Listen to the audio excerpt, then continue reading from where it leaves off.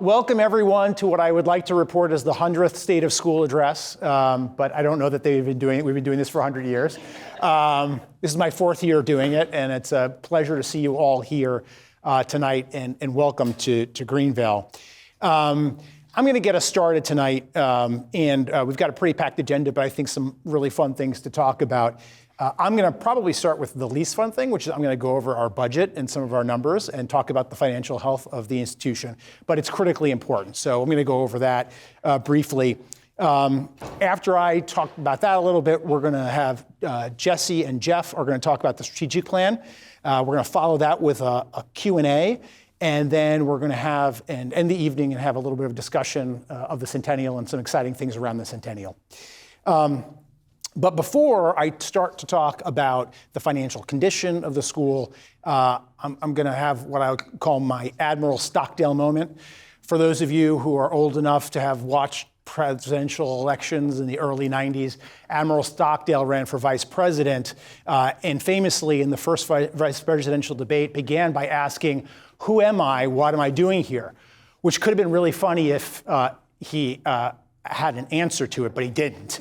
But I'm going to start by answering the question, well, who am I? What am I doing here? And I'm actually going to provide an answer. So I am the president of the board of the Greenville School. It is my privilege to lead this august group of trustees. And our role as trustees is pretty straightforward. The board is the guardian of the school's mission. To this end, the board is responsible for adopting the vision and strategic goals that ensure that the mission is met, and also that policies are implemented that support the vision and the goals. The board is a steward of the school's resources and is accountable for the school's financial stability. Importantly, the board is responsible for hiring the head of the school and also supporting and giving support to the head. Finally, we are responsible as board members for ensuring that the school is in compliance with laws and regulations in all material respects. Tonight, I'm going to talk to you about one of our priorities, which is the financial stability of the school and really laying the foundation for the school's future. As I said before, Jeff and Jesse are going to talk about some of the strategic priorities of the school. And I just go back to this for a second. I don't know if anybody here knows Todd Edgar, but I really do want to call attention to the picture next to mine. That is actually Todd Edgar. For those who don't know him, he sports a ponytail and looks not nearly so corporate. Everybody else looks true to form, but not Todd. All right, so let's talk a little bit about the financial condition of the school. And I'm really proud to report that the state of the school is stronger than ever, not least of which because of the school's financial condition. I'm going to talk to you about it in two segments. First, I want to talk about the school's expenses, and then I'm going to talk a little bit about its revenue. I'm going to preview for you. I'm not going to bury the lead. I'm proud to report that our budget is balanced. So let's talk about expenses for a second. As you'll see from the pie chart here, the largest portion of the pie chart, 70% in the green, that is dedicated to salary and benefits, by far the most significant driver of our expenses. With regard to salaries, I'm proud to report because of the financial strength of the school, last year we were able to make available a 4.5% increase on average for our teachers, which was, I think, the largest I can remember since I've been on the board.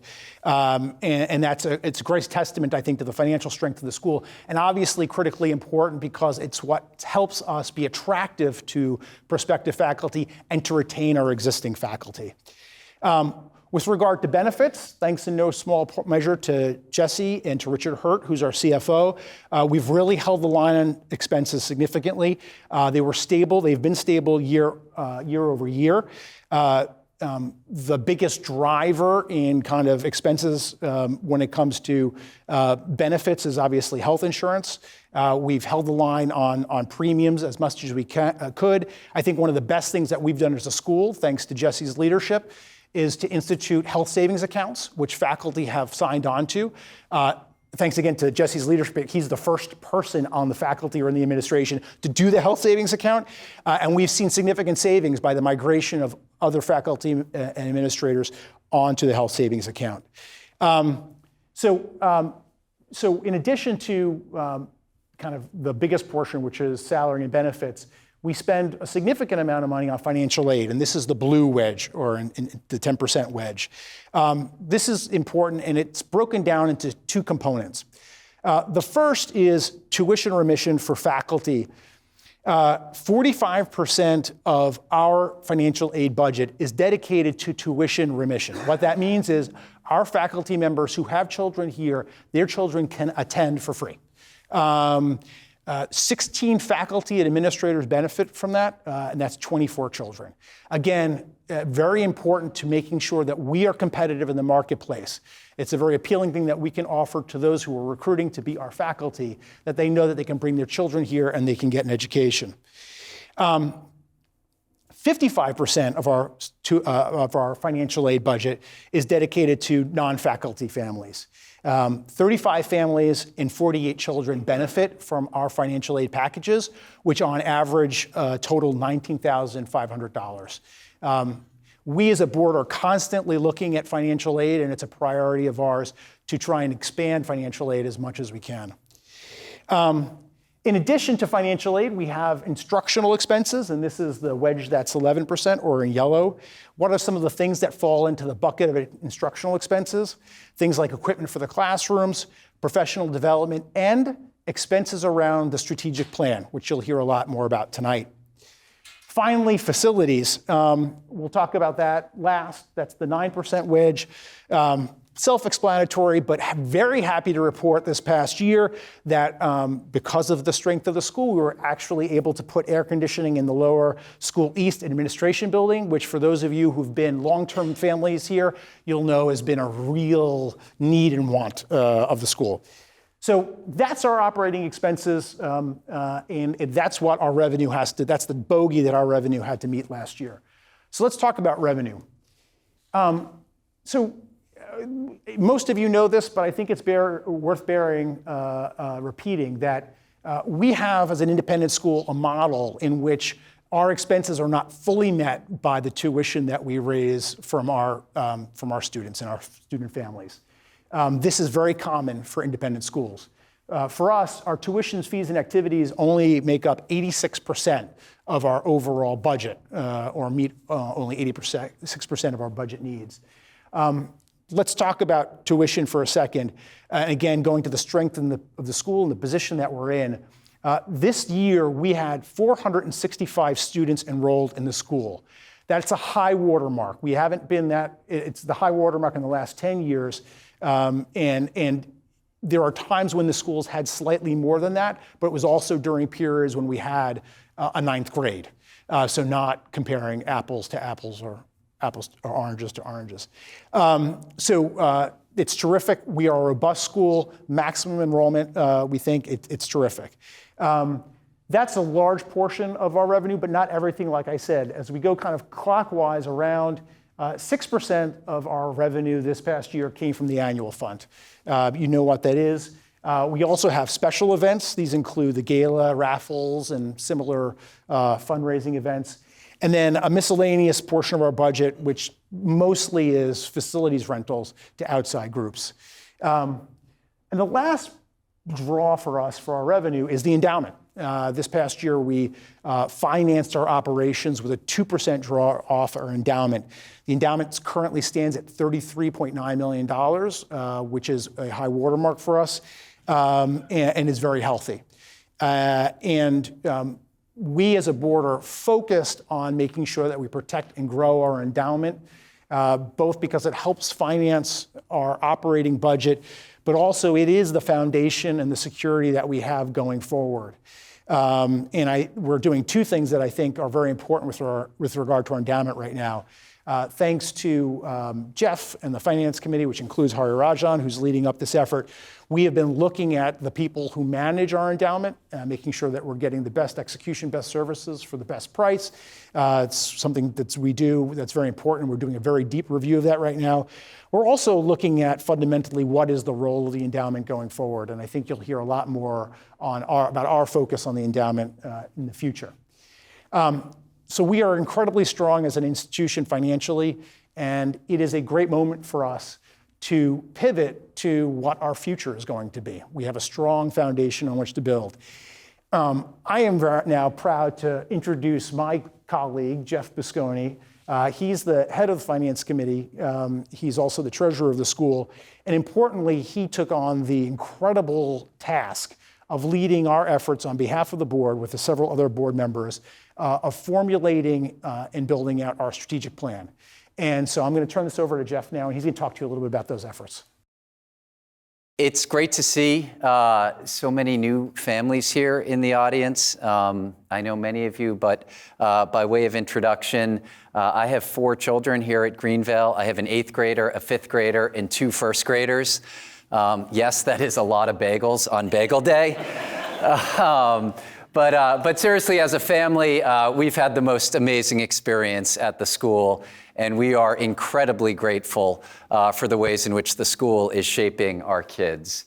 And I'm particularly grateful to be here with you tonight with the opportunity to discuss something that I believe is really important to all of us as a school community and to us particularly as parents. And that's our strategic plan, as Chris mentioned. I'm going to share some brief thoughts on this, really sort of high-level perspective, and then Jesse's really going to go much, much deeper. I'll start at a very basic level. What is a strategic plan in the context of a school? So independent schools like ours undertake strategic plans about every 7 to 10 years. Our last plan here at Greenvale was developed in the 2013-2014 time period, and then it was implemented over the course of about the next 6 or 7 years, okay? So what we've done here over the last 12 months or so is develop the next strategic plan for Greenvale.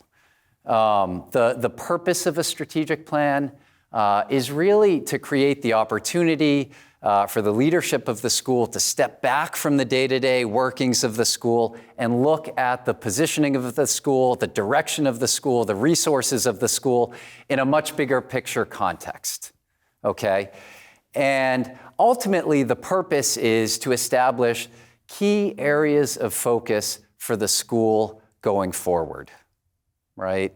What do we need to be focused on as a school in the next 7 to 10 years to take us to the next level? That's the goal. And then behind that, we develop short, medium, and long-term action steps to achieve those objectives, okay? So that's what we've spent the last year or so doing.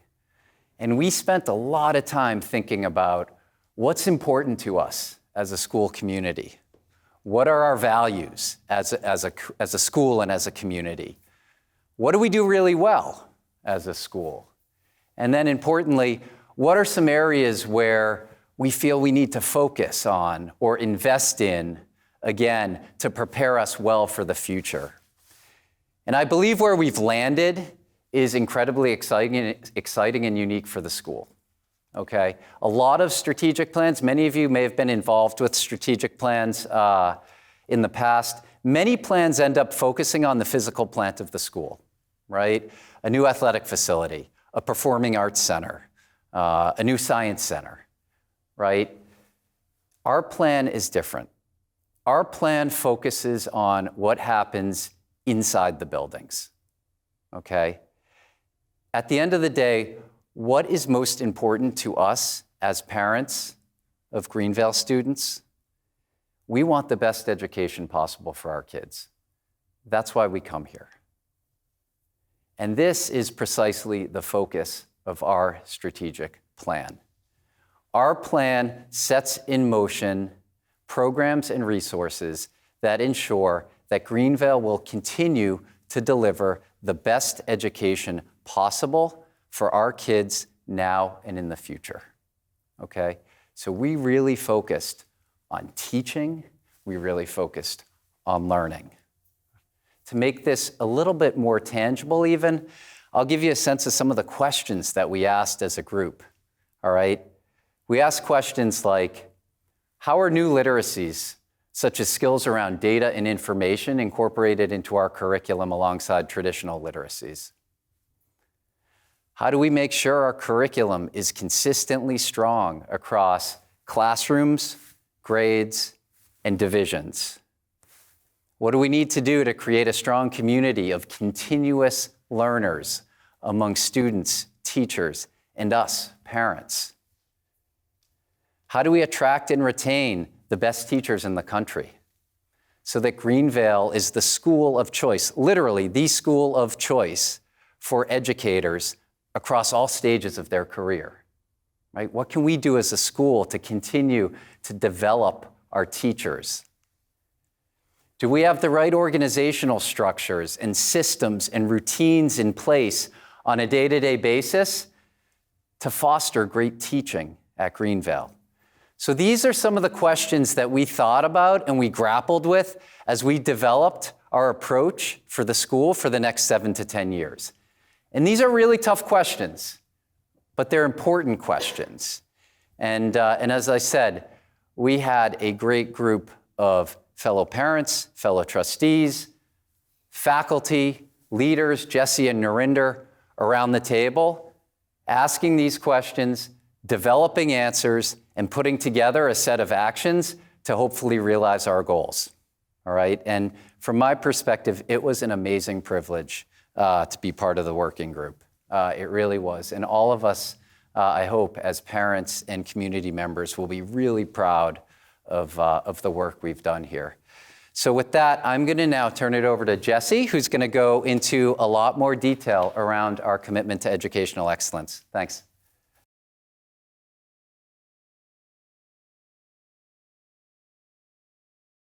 So thank you, Chris, and thank you, Jeff. We're feeling, pretty risque tonight. Jeff and Chris aren't wearing ties. I have a beard. We don't have a podium. We're getting loose tonight. All right. So Jesse committed to not wearing a tie. yeah, I did. And then he sold us out. And actually, That's fair. I should have actually said this. We are going to do Q&A right at the end of Jesse's piece here. So we want this to be engaging. This is a relatively intimate group, so let's really have a good conversation around this. Yes. Thank you. So only good questions. There are a couple of things I want to say before we get started. First off, I'd like to take a moment to thank all of you who've supported me and my family. As many of you know, my mom passed away about a week ago, and the support that I have felt from this community has been just awesome. So thank you. It's really meant a lot. Secondly, I'd like to welcome Madeline and Clarence, our oldest parents, who you'll get to learn a little bit more about right here. I will tell you, I got a little nervous when I walked in the room because there was a particularly young man here, an 18-year-old named Quinn, who I didn't think was a parent, or I hope he's not a parent. It's my son, so I want to thank him for coming too. Hopefully that's not true. What you see behind me right now is the mission, values, and vision. And if you remember, that was something that the board adopted last year, and we've been talking about a lot. And it's something that really I hope to bring more light to today. Ultimately, my goal right now is I want to give you my perspective as head of school about where we are and what we're doing. And I'm going to use the mission, values, and vision as the ways to get into that. So first off, let me say this. I love my job. I have so much fun coming to work every day. There's no better, and one of the really unique parts about being head of school of Greenvale is that I'm really in the action. I spend a lot of time in the classroom. I love the way in which I meet with all the 8th grade parents and talk to them about high school placement and a number of the students and hear about dreams and hear about what the school has meant to them. Just recently I was in a third grade classroom, and in a morning routine, and I walked in and they often will say hello to me, and it's just a great moment. And one young man clearly felt very comfortable, and he looked up at me and he said, "Why did you put gray in your beard?" and those are moments that I just love. And the next thing I want to say is that I genuinely believe that there is a lot that we do really well at Greenville. I see the way that our kids are wholly academically prepared for the next step, and they're also really good people. I see that we have a positive impact and that we build by building strong foundations. It's incredible to think about the math program that we have, the world language program that we have, the music program, executive functioning, study skills, just to name a few. We are remarkable in the way that we help our students prepare for their future. And 8th grade parents can really feel that in a different way as they watch their children grow up. And as a parent myself of alum, you also get to see that as they grow older. And it's remarkable. But that's not to say that there aren't areas that we can't improve. We have to be in a situation where we're constantly thinking how we can be better. And we have to realize that the world is changing around us. And we have to be able to be prepared for that change as well. It has to lead to important questions. Jeff mentioned a few that we went through globally to think about what it is that we do. And there are more that come to mind. How do I get teachers to adapt and grow in an ever-changing world? What is the balance between skills and mindset within a classroom? From there, we have to think about larger questions. What does it mean to be an outstanding school 10, 15, 20 years from now? What do we need to be doing right now to make, what should we be focused on right now to make sure that we stay there? What's incredible about the strategic plan is that we zeroed in on the most important thing, the classroom. Now, Jeff gave us a little bit of an introduction about kind of what is a strategic plan. I want to just kind of be a little more explicit around it too from where I sit. And for me, what a strategic plan is it's a roadmap. And it's a roadmap for sustained excellence. It gives us the explicit ways that we can then put together programs that will ensure our excellence. It's our foundation that we build upon that a century from now, they'll be talking about. And as I mentioned, it's really focused on actual education in a way that I think is important. Now, I think you can see that I'm already excited, but I want to tell you more about why I'm excited. And then I'm going to tell you, we're going to enter into some classrooms together and get a view of them. So what gets me really excited about this strategic plan, this mission, values, and vision? First and foremost, it is so squarely based on making sure your children get the best education. Next, it's going to ensure that your children are prepared for a world ahead of them, a world that we don't wholly understand. I love its simplicity. Its simplicity is its power. The fact that this is all on one page is unique. Typically, you'll find a strategic plan that is 10, 15 pages long with all kinds of different steps in between. There is a clarity that is very, very important to understand around this, a clarity of purpose that I think is very important, that then holds us to task. You see it. It's right there. We have to make sure we're doing it.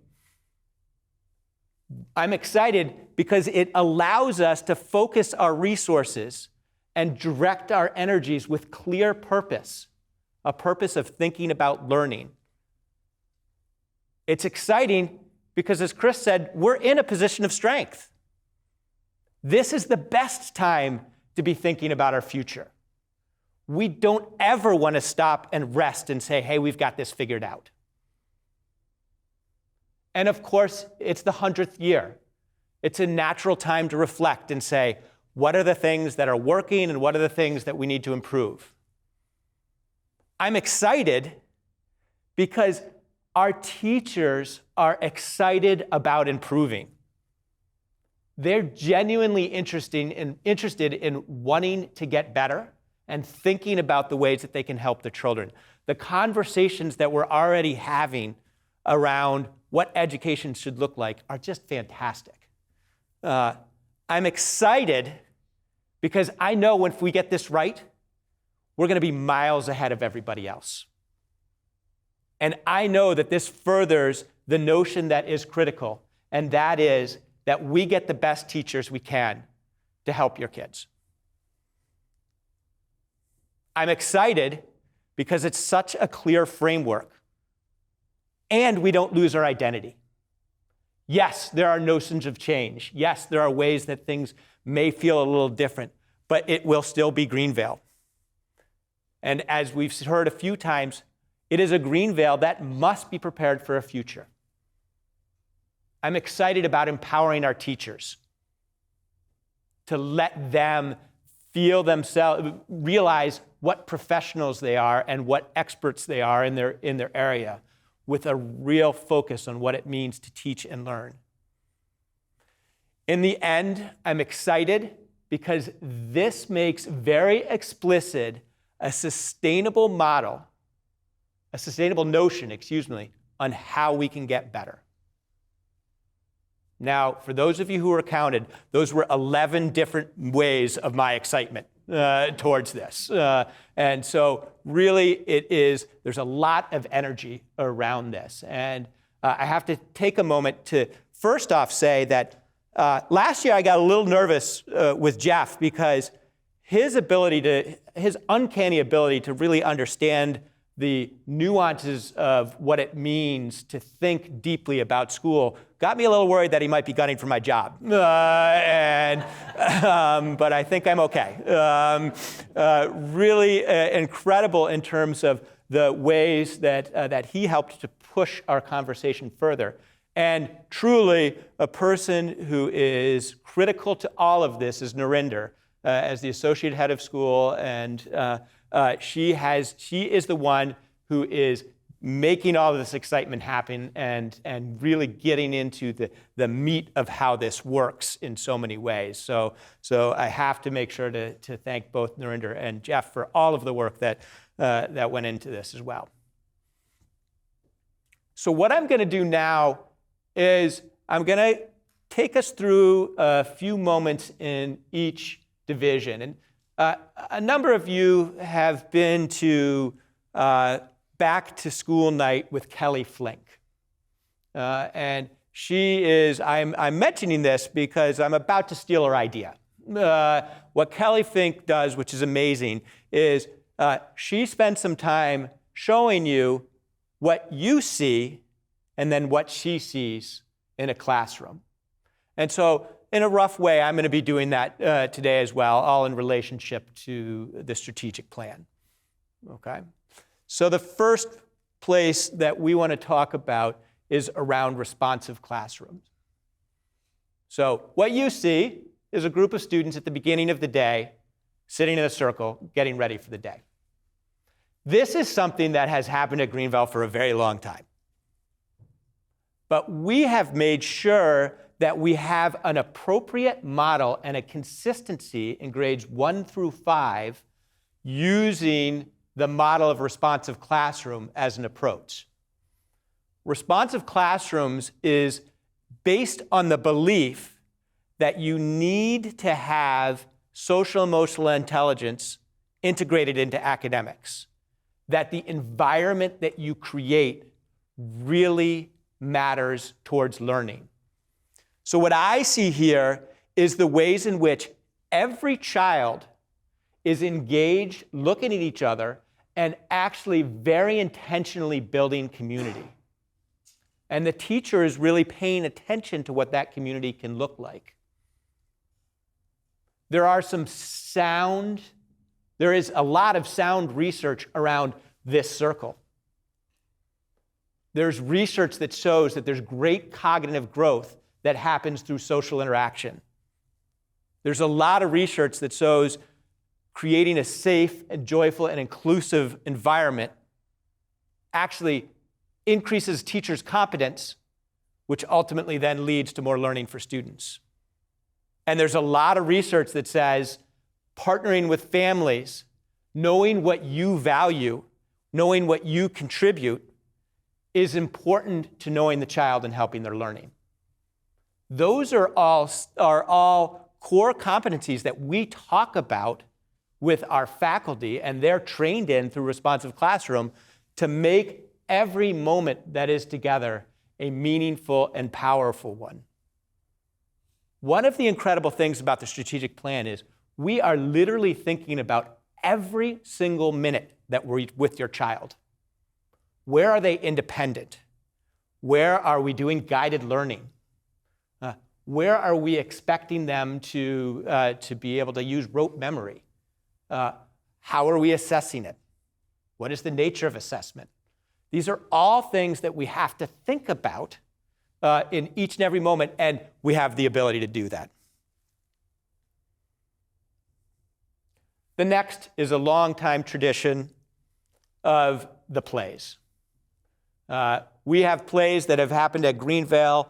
I'm going to guess that they even happened in Clarence's Madeline's parlor room before the school even started in 1922. And it's always been a beautiful showcase. But we took a step back and said, why are we doing this? And what can be gained from it? And what you're seeing here is the third grade play where we changed the model a little bit. And we made sure that everybody had a deeper understanding of what their role was within the play. And what did that do? It built empathy. It required more collaboration. It required significant problem solving for the kids. So we made sure that this play was a real learning moment, not just a show for parents to come see and be excited about. It is still that, but we made sure that there was a deep educational moment within it that happened.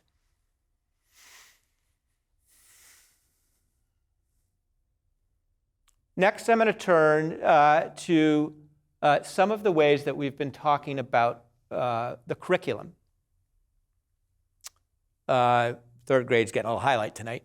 In the third grade, for a long, long time, we have studied explorers. Now, when you stop and you think about it, what does it mean to be an explorer? Who explored and how was the country found by explorers? There's a lot that we remember from our history that is important.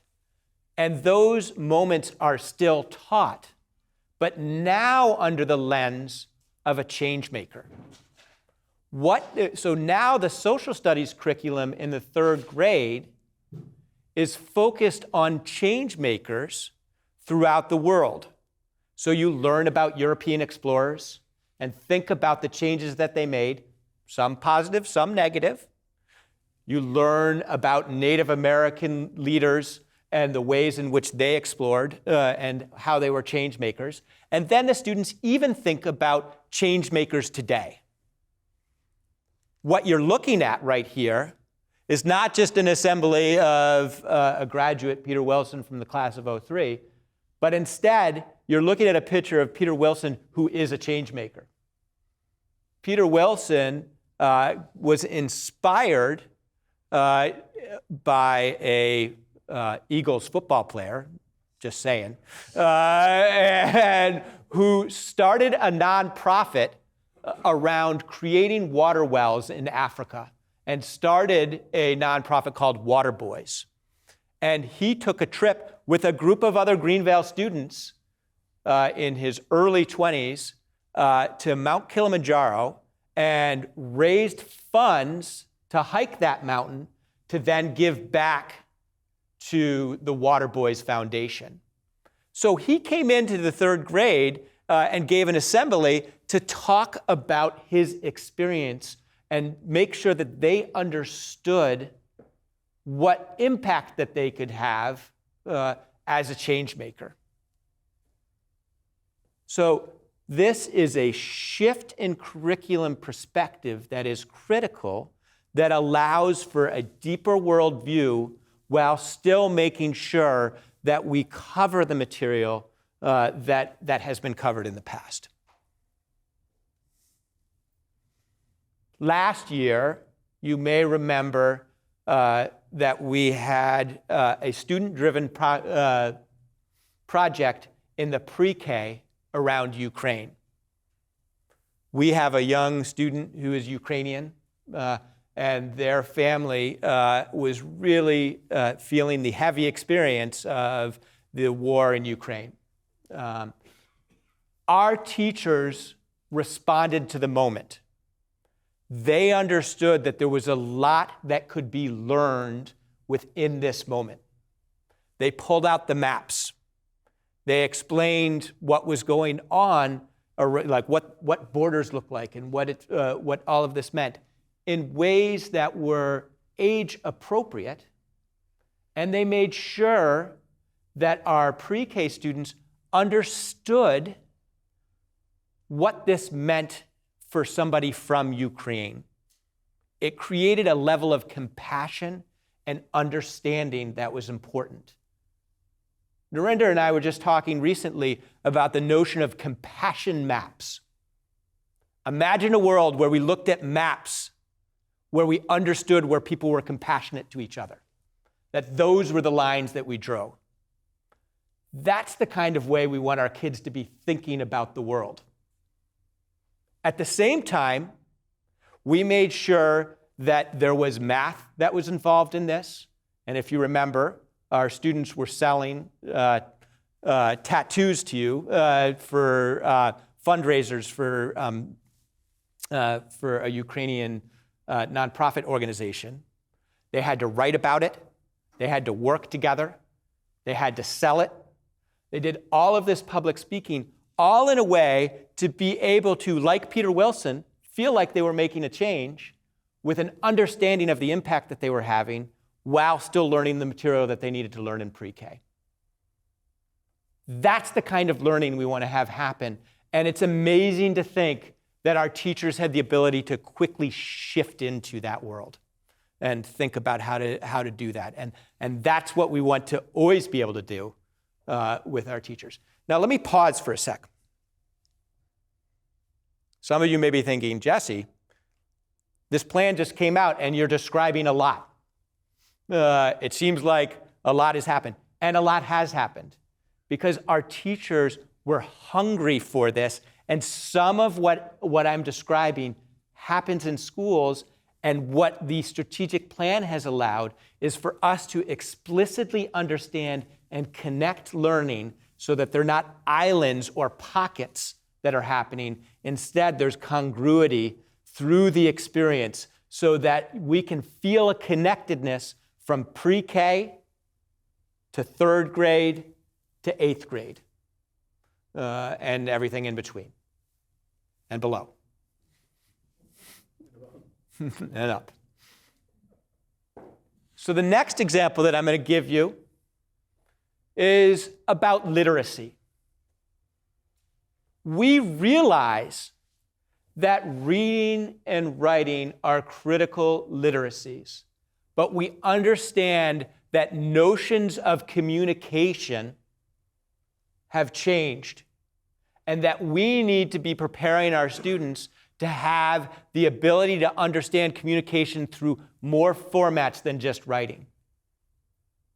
So our students were excited when in our last construction, we were able to build a production studio.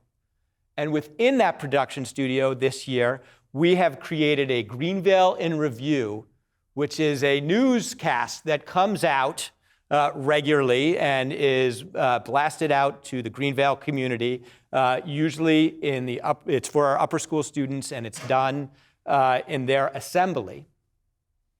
I'm going to show you a clip of the Greenvale in Review, and then we're going to talk about what it means. Just the beginning. Okay, on much more significant news, Ukraine has been making significant gains in conflict between them and Russia, while Putin tries to annex the occupied regions in Ukraine with totally not rigged elections, saying that 99% of Ukrainians actually support this policy. Well, in other news, the US and Saudi Arabia tensions are on the rise with OPEC's decision to cut oil production, which is in response to failing oil prices. But on a happier side of news, the Jettison Giants actually have a winning record, which I thought would take longer than the snack cart line. And even longer, because we're terrible at football. It's finally time for the amazing GVS history fact. Did you know that during the 60s, the boys had to change in the boiler room? And we're still complaining about not having a vending machine. I need to be able to get something after sports. Written by the students, filmed by the students, produced by the students, mentored by people who understand this at a deeper level than me. They get to learn the literacy, they get to learn the teamwork, they get to learn the technical skills, and then they get to show it off to the kids. Still wearing ties though, guys, just want to point that out.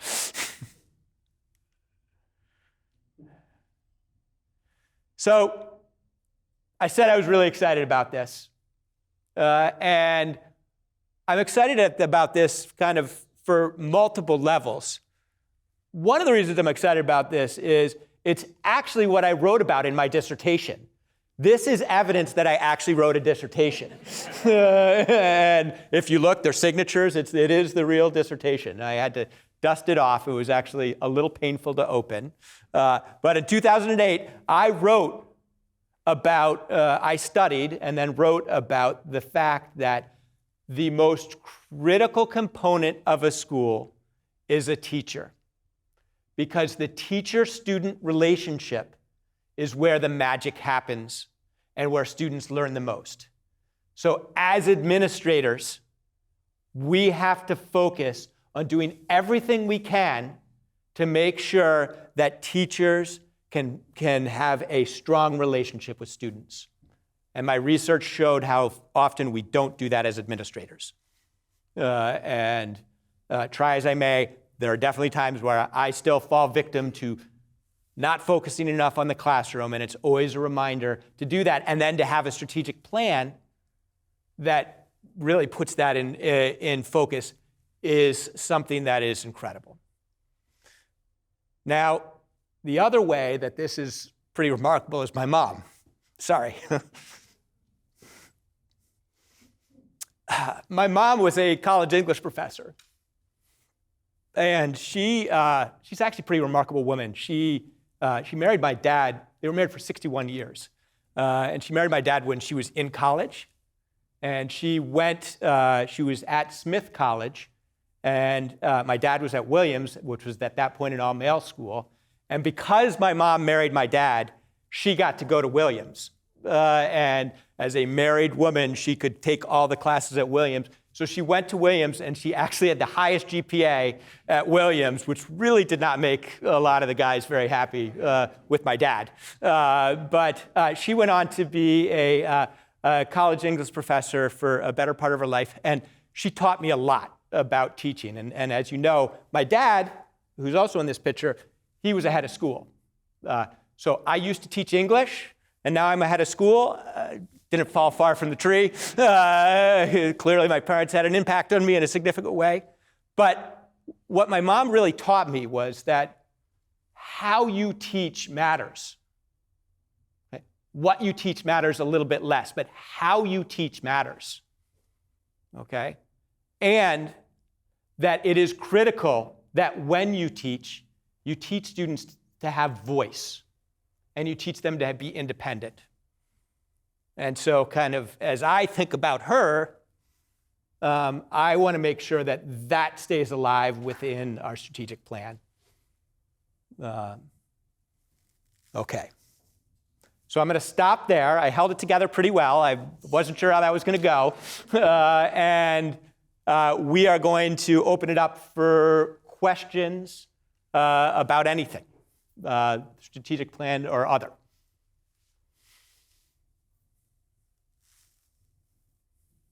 Yes? You just said how you teach matters. How does that fit into the strategic, in the strategic plan, how does that embody? Yeah, that's a great question. So the question was, I just said, how you teach matters, and how does that fit into the strategic plan? So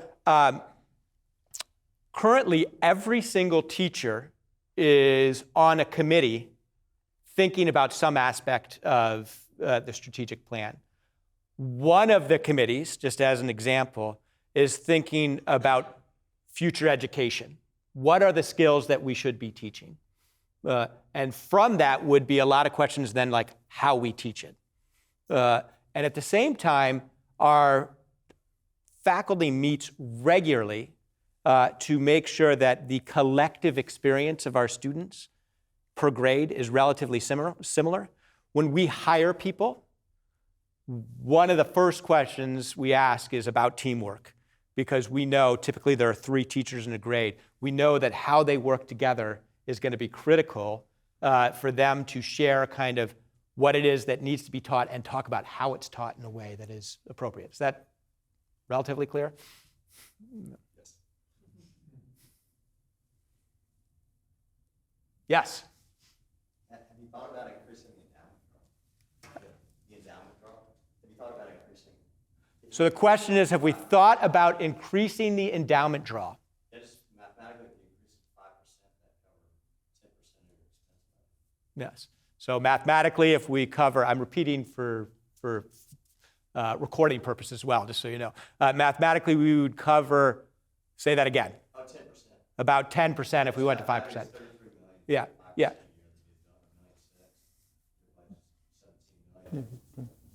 Yeah, so look, I mean, I think we think about the endowment draw a lot, and it goes to the fundamental question of what is your endowment for and what purpose does it serve? And it's a fine balance. Obviously, part of it is to defray our operational expenses. And we're in a very fortunate point right now financially because our enrollment is so strong. But that endowment is also a rainy day fund, and it makes sure that we can kind of sustain ourselves over the long haul, including in inflection points when the economy and our enrollment isn't as strong as it is. We are at a high watermark in enrollment right now, and one of the reasons why we're not increasing the draw right now is, although we're in a high watermark right now for enrollment, prior to the pandemic, the data was very clear that there was incredible downward pressure on enrollment in independent schools. In fact, the kinds of conversations we had as a board before the COVID were what do you do with the reality that almost all independent schools are having increasing pressure, downward pressure on enrollment. We were performing better than any other independent school, but we were still subject to the vicissitudes that I think all independent schools were. So we've held the line on a conservative draw, in part because we're trying to preserve the endowment for moments when things might become more difficult. I don't know, Jeff, I mean, No, I think you covered it. yeah. Now, if we were to grow the endowment with specific earmarks towards things like teaching and learning or financial aid, that would be great. More to come on that later. Yes? Amy? This question, I don't even know if you can answer, but there's so much out there about technology now and Yeah. all this artificial intelligence Yeah. and social media. Yeah. Is that part of, the learning aspect of teachers and what they're teaching in the classroom? Because, just to give an example, sometimes we get things home like, do this app or this thing, and, there's so much out there that says none of those are really effective. So, Yeah. So, how are you dealing with that? so the question was, how are we thinking about technology today, realizing that there are both negative and positive parts to technology? We have actually been working hard to be more intentional on what technology gets sent home. And what's getting sent home, for example, with math, is vetted and studied and we know has a positive impact. Okay? I can't say that has been true in years past, but I can say that is true now. Yeah. So that's one way to answer it. The second way to answer it is that we're absolutely having a lot of conversations around right use and technology. There's a lot of questions about artificial intelligence in writing right now. We're taking our time to make sure that we understand this fully and then thinking about its implications. The good news is that from a writing perspective, It is a skill we teach here that with a real emphasis on process. So our kids know that they have to hand in a lot of drafts, and it's very hard to get an artificial intelligence right now, at least, to give you a rough draft and then an improved draft without a teacher knowing it. And it's one of the many reasons I'm thankful we don't have a high school. It's less of a concern to some extent for us, but I'm actually going to be sitting at a conference this Friday learning all about artificial intelligence and its impact on education, so we think. And so, yes, it's on our minds. Yes? I wanted to know if there was a specific model for deepening social emotional learning across the board and within the strategic plan. It looked like, responsive classroom, you're touching on that. Yeah. So the question is there a specific model for social emotional learning that goes pre-nursery through 8th grade? And the answer is sort of.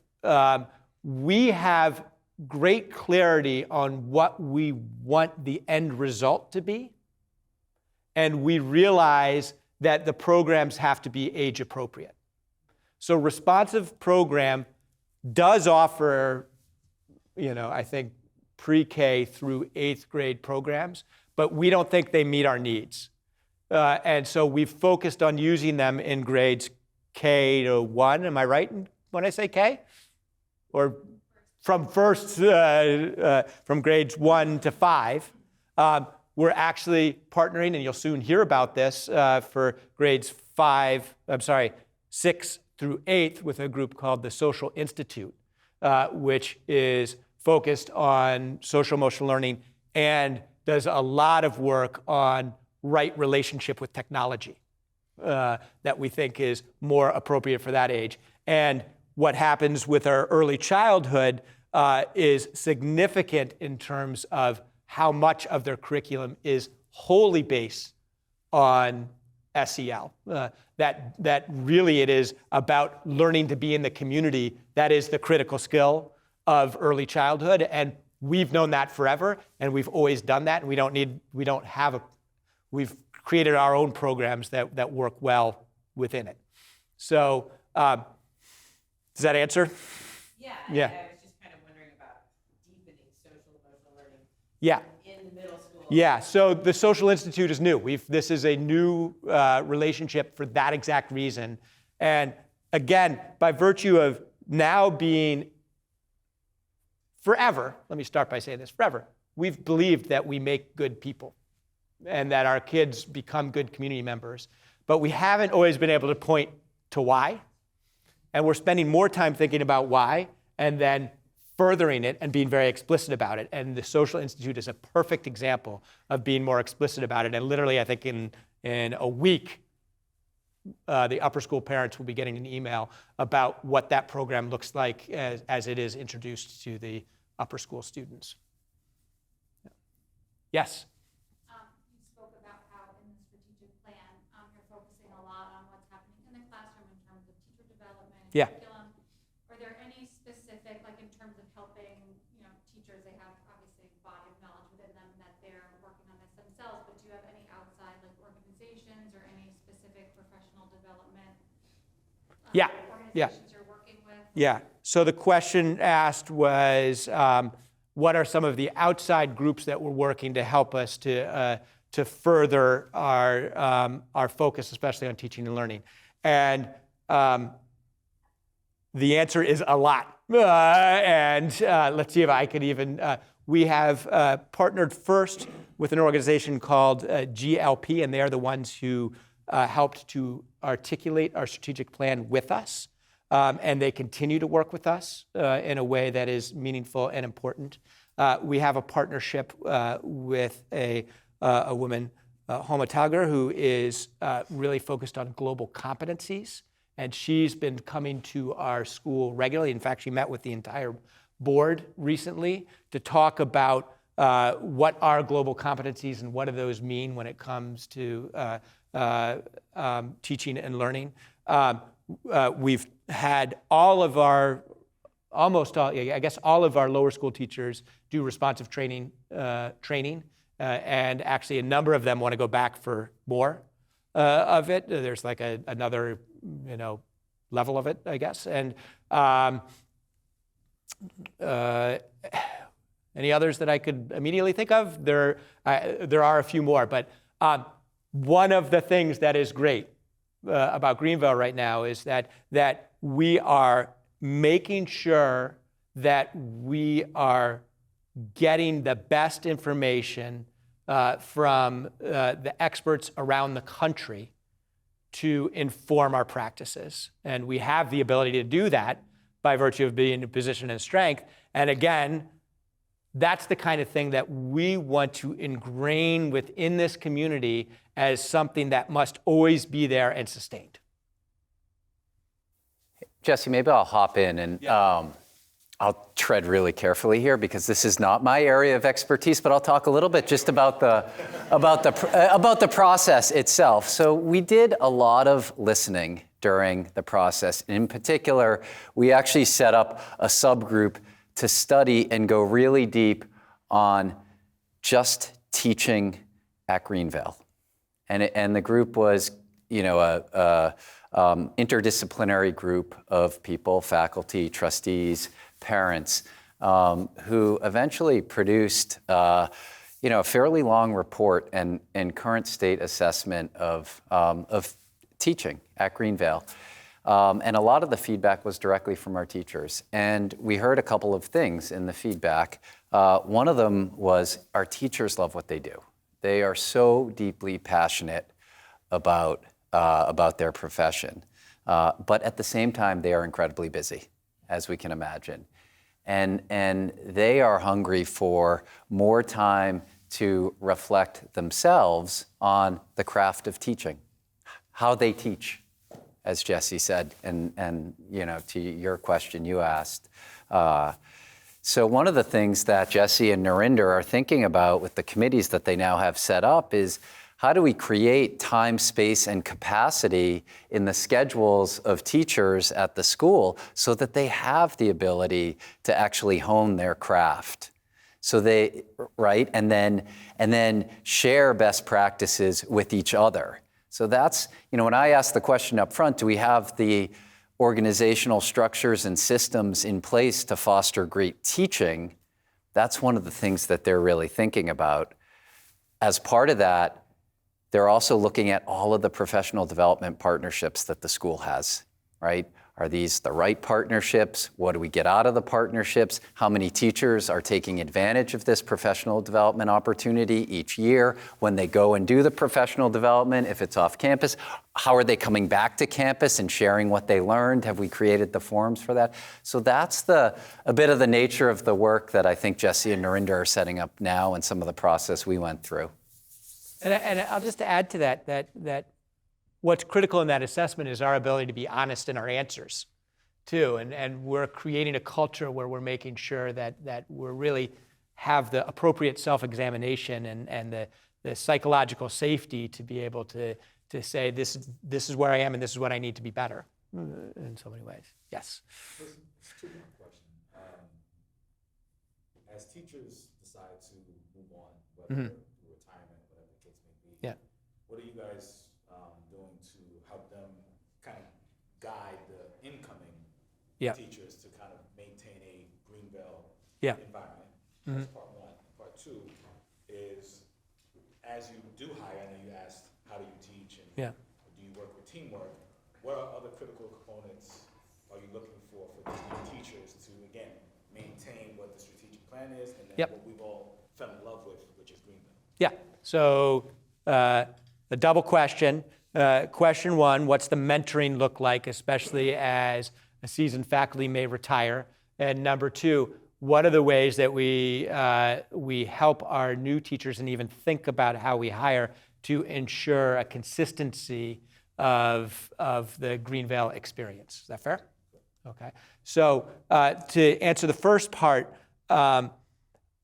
we actually have a significant mentoring program that Narinder runs that allows for our new teachers to understand institutional norms. And included in that is connecting with a seasoned teacher. We also, as teachers leave, make sure to do significant exit interviews with them to kind of understand kind of their perspective and what they've brought. And we have good open conversations and have kind of a sense of when people may be thinking about moving on, and are sure to get as much out of them as we can, if you will. And that happens a lot in these team meetings with the teachers together, and the amount of sharing and collaboration that happens is significant. Second, from a hiring perspective, I could answer that question for a really long time, but in short, we are in this last, I think this is the best way for me to answer this question. In this last year, we had a significant amount of hires because we had a fair amount of retirement that occurred. And in every single search, we got our number one person. So we interviewed multiple people, and the person that we wanted was the person who ended up working here. And they were really excited about the history and traditions of the schools, the ways in which the school is financially well-heeled, and the fact that the school is talking about the future so much. So we feel great about the people that are coming in and their healthy respect for our institution and the growth that they bring to it at the same time. Yes? I know that enrollment is way up. There's a lot of new kids at the school. It's Yeah. my understanding that it's sort of like weighted towards the younger kids. I know that they added a couple of preschool, classes. Yeah, so question about the nature of enrollment and where it's up. It is actually up everywhere. Yes, we have had the ability to grow a little bit more in early childhood because of the nature of that program. And we have intentionally kept our classes a particular size in the upper grades, and they're all filled.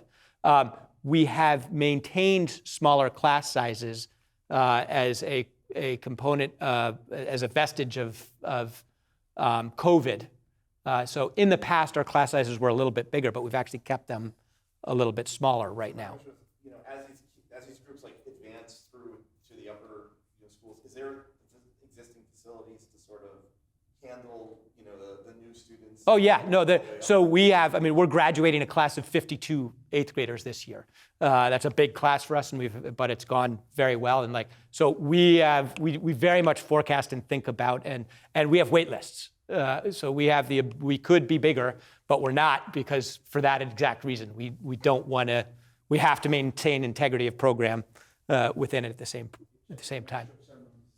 Okay, I'm getting the hook here because we have a couple other things and that we want to do. So first off, great questions, and I would offer that both Narinder and I are happy to answer more questions. And whenever you want to talk about the strategic plan, just knock on our doors. We're happy to talk about it. Jesse's expecting a line on Monday. Yes. Where'd they go? So I do want to mention, I want to make a couple of announcements to start with.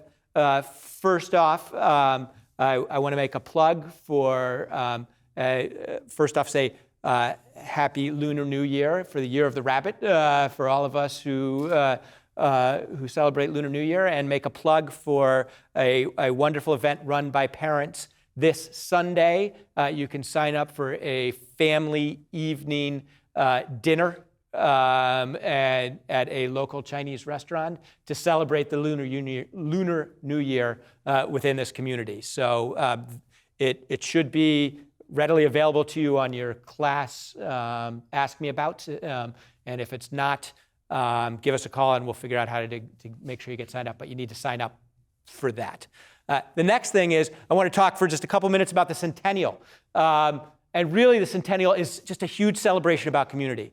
If you haven't already, May 20th, mark your calendars. That whole weekend is going to be a great weekend with people coming back to celebrate and learn and remember Greenvale and think about it. We're going to have many, many people coming back, and we're going to have softball on Saturday, and we're going to have a lot happening, and then a very large celebration that evening on a Saturday. It is nothing but a party and a great party. And so please come to that. A lot of family fun.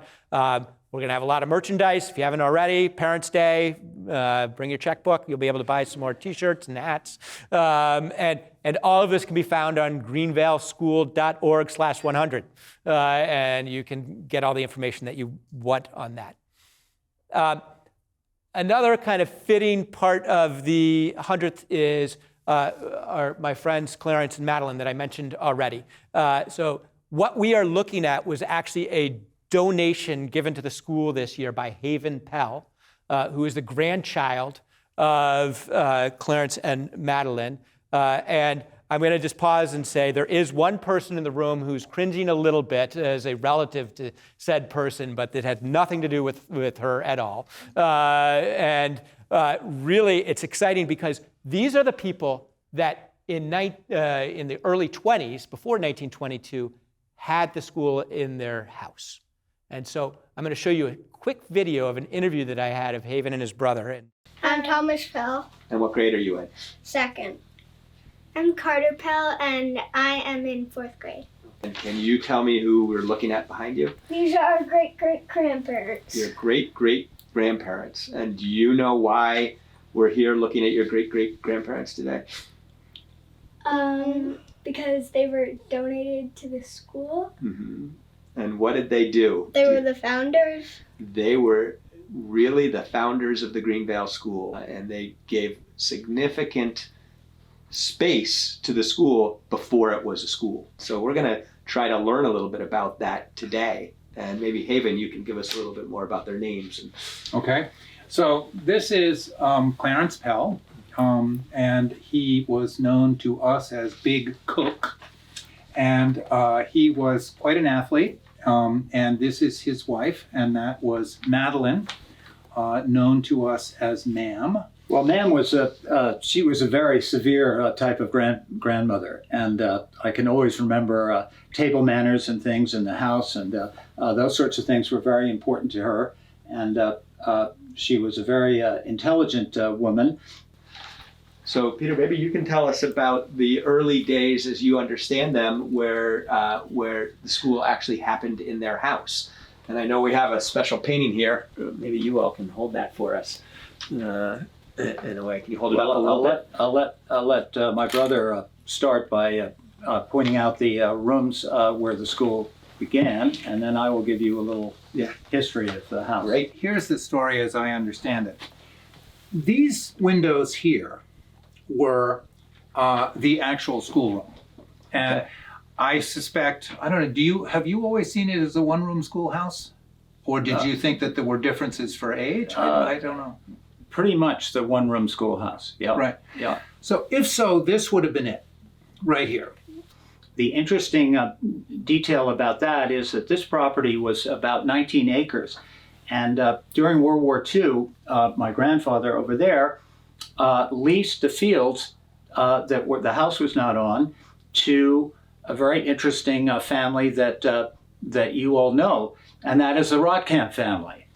So interestingly, on McCoon's Lane, when you go to the vegetable farm, that is the very same farm. Yeah, very interesting, right? So house still exists on Jericho Turnpike. The Jericho Turnpike goes like right in front of it now. I think it's 145 Jericho Turnpike, if I remember correctly. So we're going to now skip to the last video for my help up top. We are, nope, not that video. We're going to go to the admissions video. Okay. This spring, we're launching a new website. On that website, we have a new, it's going to look fantastic, and I think it's going to better represent, websites have to be redone every so often, and it is time. And it's a great time to do it by virtue of all of the changes that are happening. And we thought we'd give you a sneak peek into the opening video that you'll find on the new admissions landing page as a way to see how we're talking about the school for families that are interested in it, and see how you are a part of what is being said here.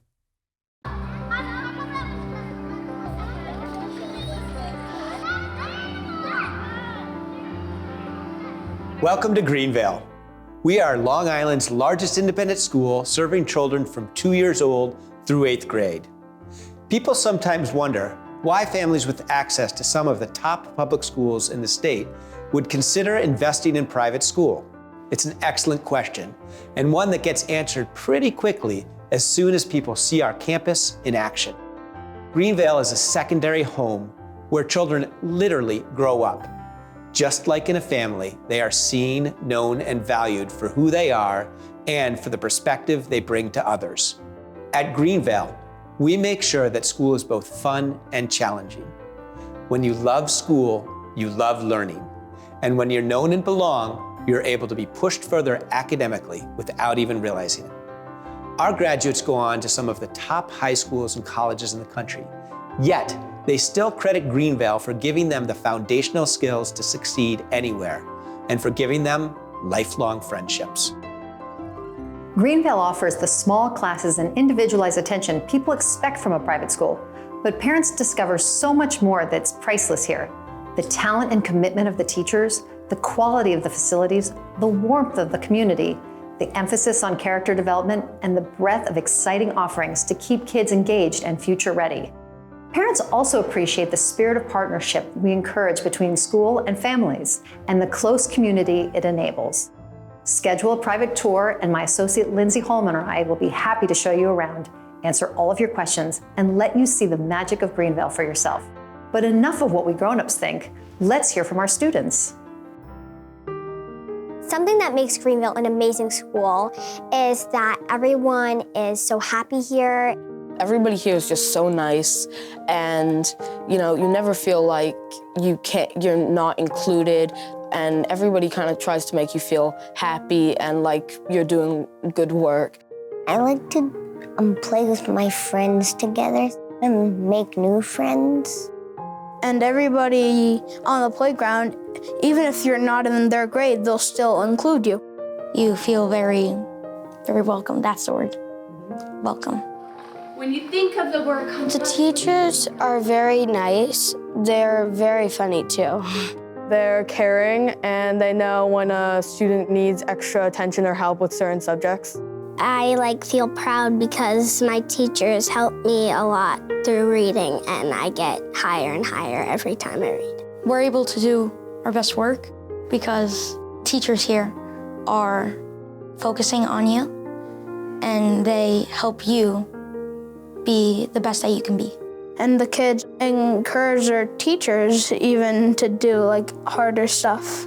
Teachers tell you so much to be an adult later on in the future and how you can accomplish goals.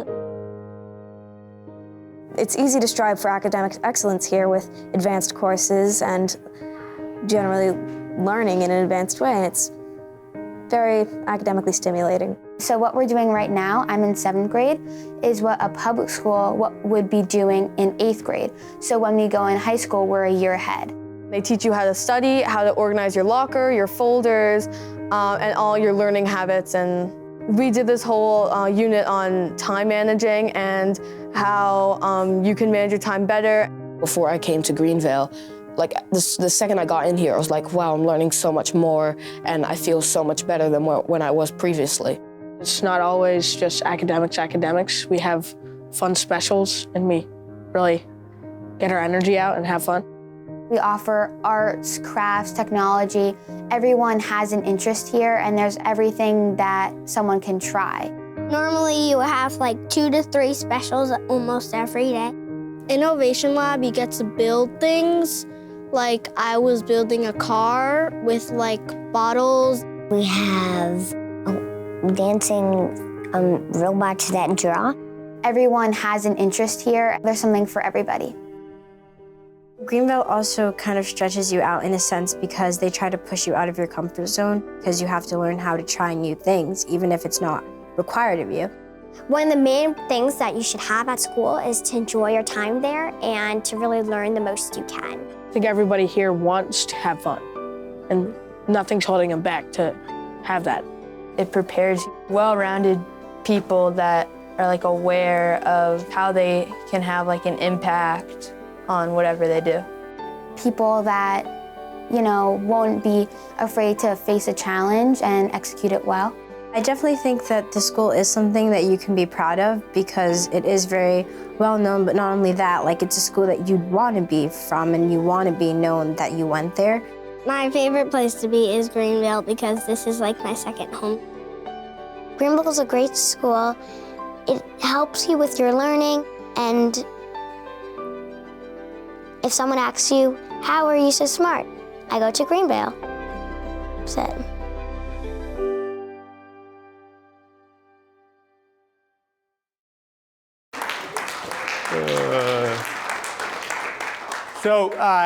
Thank you all so much for coming. I want to make sure to thank Chris and Jeff for all of their efforts as board members and all the effort that went into tonight. It really was a lot of conversation about ties. And we really appreciate the great questions tonight and the level of engagement. And I hope you feel our excitement and look forward to our continued partnership. And thank you for all that you do supporting us. And just a word, thank you to Jeff C. and the administration and all the administrators who are here. They're the magic. They're the why this happened. So thank you for giving us the best independent school that anybody could ever want. Thank you.